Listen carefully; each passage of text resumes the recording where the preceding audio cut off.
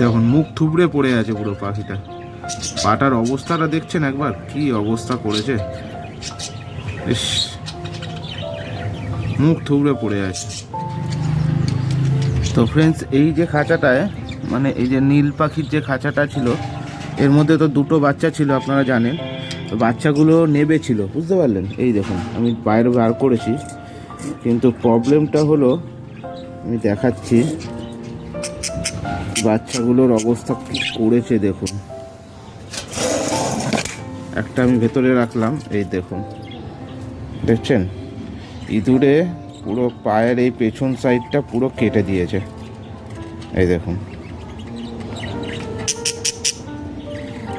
পুরো পেছন সাইডটাই কেটে দিয়েছে। এখন এইটার সামনের পোর্শনের নখটা কেটে দিয়েছে, যতখানি ফোকাস হচ্ছে আমি দেখানোর চেষ্টা করছি। এই যে দেখুন, এবার এই সাইডের পুরো এই সামনের পোর্শনের নখটা কেটে দিয়েছে, আর এইটার পুরো এই সাইডের পুরো পায়ের এই দিকের এটাই কেটে দিয়েছে পুরো ইঁদুরে। এখন এটা ট্রিটমেন্ট করতে হবে, আমি জানি না বাঁচাতে পারবো কিনা। কি অবস্থা করে দিয়েছে দেখছেন, রক্তে রক্ত ভর্তি পুরো। কত সুন্দর বাচ্চাটা ছিল দেখুন।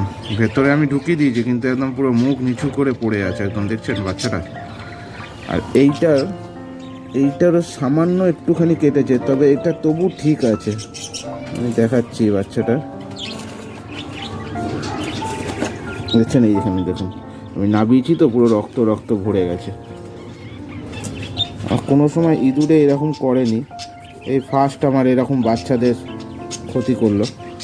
এই দেখুন এইটা সবই ঠিক আছে, কিন্তু এই যে এই বাঁ সাইডের যে পাটা দেখছেন,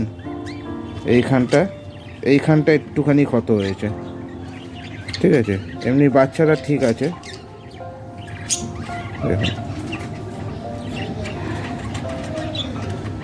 এই বাচ্চাটা তবু ঠিক আছে, কিন্তু ওই বাচ্চাটার অবস্থা, পাখিটার সত্যি খুব খারাপ অবস্থা। এখন জানি না ওই বাচ্চাটাকে বাঁচাতে পারবো কি না, তবে এই বাচ্চাটা বেঁচে যাবে আশা করছি, কেন এর একটুখানি ক্ষত হয়েছে। এই যে বাঁ সাইডের পাটা, এই যে আপনারা হয়তো দেখলে বুঝতে পারছেন, এই যে একটু হেভি হয়ে যাচ্ছে। তো এই হলো বাচ্চাগুলো অবস্থা, সবে নেবেছে হাঁড়ির থেকে, ইঁদুরের এই অবস্থা করে দিয়েছে আমার পাখির বাচ্চাগুলো।